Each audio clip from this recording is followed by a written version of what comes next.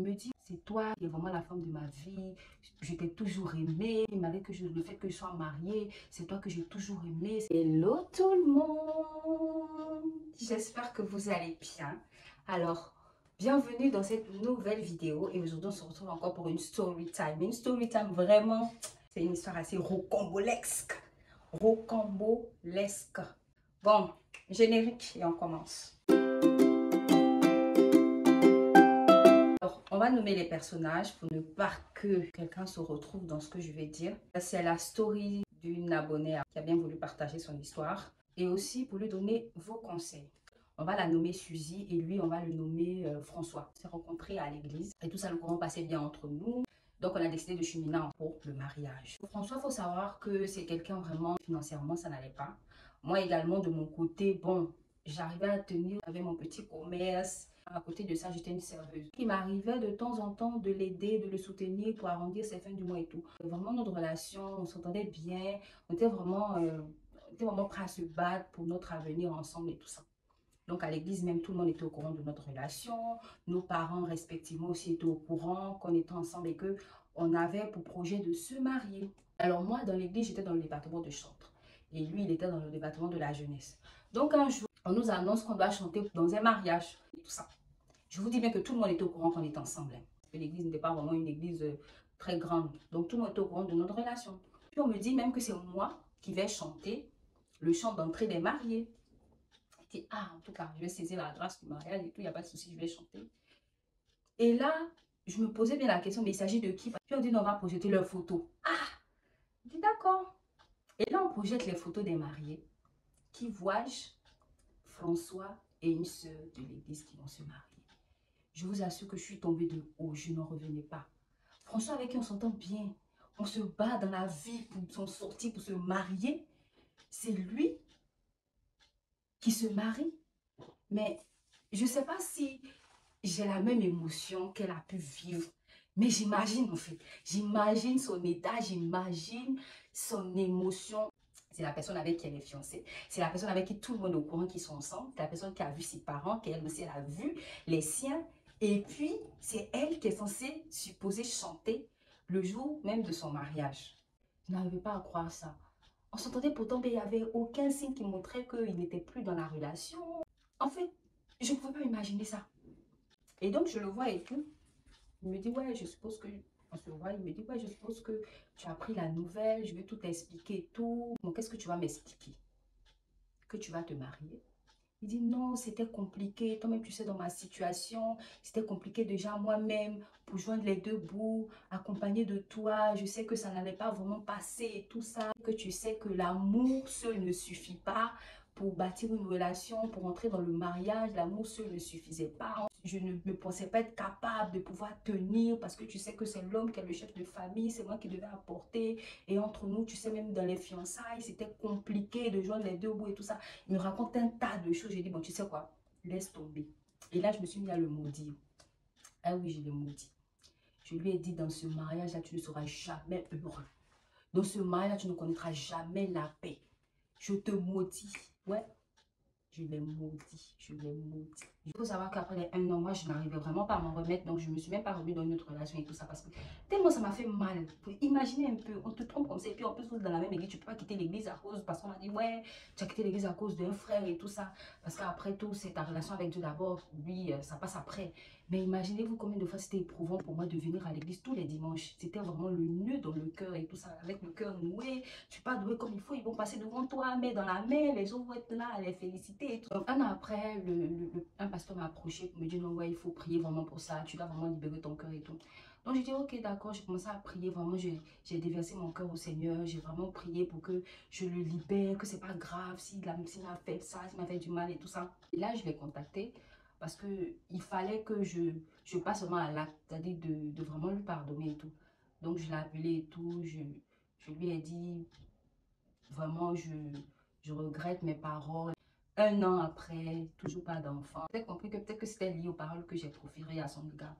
Donc, j'ai demandé pardon à Dieu, je lui ai demandé pardon et tout ça. Maintenant, 3 ans plus tard, il revient, il m'écrit. Il me dit, vraiment, je veux te parler et tout. J'ai dit, me parler de quoi et tout ça? Non, Je veux vraiment que tu me pardonnes et tout de ce qui s'est passé. Vraiment, pardonne-moi. J'ai dit, bon, moi, je t'ai déjà pardonné. Hein. La preuve en est, c'est que c'est moi-même qui t'ai appelé pour m'excuser, pour te demander pardon par rapport à toutes les paroles que j'ai pu prononcer, tout ça. Oui, je sais que tu t'es déjà excusé, mais moi aussi, je tenais vraiment à m'excuser. J'ai dit, ok, il n'y a pas de souci. Moi, je te pardonne, quoi. Il n'y a pas de souci. Ça fait déjà 3 ans, je suis passée dessus et tout. Le temps a joué, donc du coup, je suis guérie. Il n'y a pas de souci vraiment à te faire là-dessus. Je t'ai déjà pardonné. Il me dit, oui, mais en dehors de ça, je voulais te dire que vraiment, c'est toi qui es vraiment la femme de ma vie. C'est toi qui es mon âme sœur. Parce qu'il faut savoir qu'après les 3 ans, ils n'ont toujours pas eu d'enfant. Et même là, dans leur couple, ça ne va vraiment pas. Ça fait écho, même tout le monde en parle et tout ça, que ça ne va pas. Qu'il s'est mis avec elle à cause de l'argent et les frais là, toujours. C'est quoi ça? C'est maintenant les hommes qui cherchent. Bon, bref. Apparemment, il a eu ce qu'il voulait d'elle, mais toujours pas d'enfant avec elle. Donc, du coup, il me dit, ouais, c'est toi qui est vraiment la femme de ma vie. Je t'ai toujours aimé, malgré tout ce qui s'est passé, malgré le fait que je sois mariée. C'est toi que j'ai toujours aimé. Seulement dans mon mariage, ça ne va pas. Et on a même pour décision de divorcer, ma femme et moi. J'ai toujours su que c'était toi. Mais comme la vie fait ses choses, j'ai décidé de me marier avec elle. Mais donc, tu sais ce que j'éprouve pour toi. Tu sais tout ce qu'on s'est dit et tout ça. Et donc, suite à ça, elle me demande, en gros, qu'est-ce qu'elle doit faire. Elle, malgré ces 3 ans-là, c'est vrai qu'elle s'est bien avec des personnes, mais ça n'a pas marché. Donc, elle s'est séparée avec ces personnes-là. Et elle a toujours un peu une petite place dans son cœur. Elle me demande qu'est-ce qu'elle doit faire parce que lui, il compte divorcer. Il dit qu'il a toujours des sentiments pour elle. Et elle aussi, elle éprouve encore des sentiments pour lui. Donc, elle me demande qu'est-ce qu'elle doit faire. S'il vous plaît, elle attend vos réponses en commentaire. Aidez cette soeur en détresse en commentaire. Aidez-la, elle a besoin de vos conseils, elle va lire vos commentaires. Elle a besoin de savoir ce que vous pensez de sa situation et quelle est la décision qu'elle devrait prendre. À ça.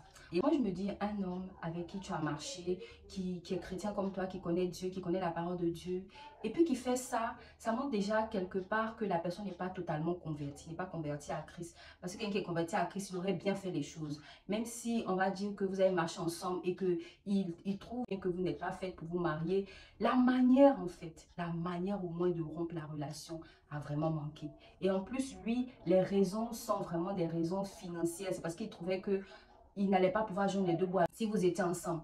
Bon, déjà, il a un problème, manque de foi, un homme, un vrai, même si il n'est pas prêt financièrement, la prière, et puis il se bat quoi, il se bat dans la vie pour pouvoir subvenir à vos besoins plus tard.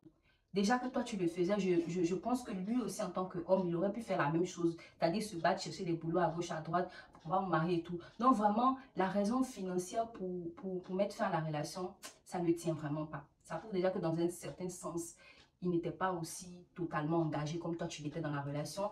Et que son amour pour toi n'était pas aussi profond que tu le pensais. Deuxièmement, moi je trouve que quelqu'un, même si vous étiez fait pour être ensemble, mais qui s'est déjà marié, je trouve qu'il n'y a plus rien à faire. La Bible dit que ce que Dieu a uni, l'homme ne doit pas le séparer. Donc, tant quelqu'un s'est déjà marié, il est déjà uni, il est une seule chair avec une autre personne. Même si auparavant c'était ton âme sœur, du moment où il est déjà marié, vous n'êtes plus en même de vous mettre ensemble. La dame, elle n'est pas décédée pour dire qu'il peut se remarier. Elle est toujours en vie. Donc, c'est un divorce qu'il veut faire. Donc, je pense que ne rentre pas dans ça, ma chérie. Ne rentre vraiment pas dans ça. C'est une chose ancienne. Elle est passée, passe à autre chose. Ton mari est quelque part devant. Peut-être que c'était ton mari, il est sorti de la volonté de Dieu. Toi, tu te concentres, concentre-toi sur toi, guéris totalement de ça. Et puis avance dans la vie, quoi. Ton mari est devant. Mais lui, là, franchement, je ne sais pas ce que vous pensez hein, dans les commentaires, ce que vous allez lui donner comme conseil. Mais moi, je ne lui conseille vraiment pas de rentrer dans cette relation-là. Donc, toi, tu vas encore rentrer dans cette relation-là. On va dire, ouais, il a divorcé pour se remettre avec toi, sachant que toi, tu savais. Donc, bref, les mêmes personnes à l'église qui savaient que vous êtes ensemble et qui ont quand même accepté qu'ils se marient avec elle, ce sont les mêmes encore qui vont te critiquer que toi, tu te remaries avec quelqu'un qui a divorcé. Donc, vraiment, ma soeur, il y a vraiment trop de combats dans la vie. Et ce combat-là, je te supplie par les compassions du Seigneur, prie, Dieu va te donner ton mari. Lui, là, franchement, il faut prier pour lui parce qu'il a besoin d'être guéri. Voilà, il a besoin d'être guéri. Il a un problème. Il a un problème plus profond que ça. Toi, tu as bien fait de lui pardonner, mais le pardon ne veut pas dire que tu vas te remettre avec lui. Voilà, c'est quelqu'un qui est marié et il est lié avec la sœur aussi longtemps que les deux sont en vie, même s'il divorce pour se remarier avec quelqu'un d'autre, il est toujours lié à elle. Et ça, c'est devant Dieu et devant les hommes. Donc toi, tu ne vas pas te remarier avec quelqu'un qui est divorcé. En plus, vous êtes chrétien, toi tu es chrétien, lui il est chrétien. Ça ne se fait vraiment pas dans la maison de Dieu. Donc moi, ce que je te conseille, c'est vraiment de laisser tomber. Alors donc c'était tout pour cette vidéo. Elle attend vos avis en commentaire. Partagez cette histoire vraiment rocambolesque, triste à la fois de savoir que vraiment tout, même dans l'église, les gens se mettent dans les relations avec des calculs. Que le Seigneur nous aide, que le Seigneur fortifie cette sœur. Elle vous attend en commentaire pour lui donner vos conseils, vos avis concernant sa situation. Et moi, je vous retrouve à très bientôt pour une prochaine vidéo. D'ici là, portez-vous bien et que Dieu vous garde. Bisous, bye!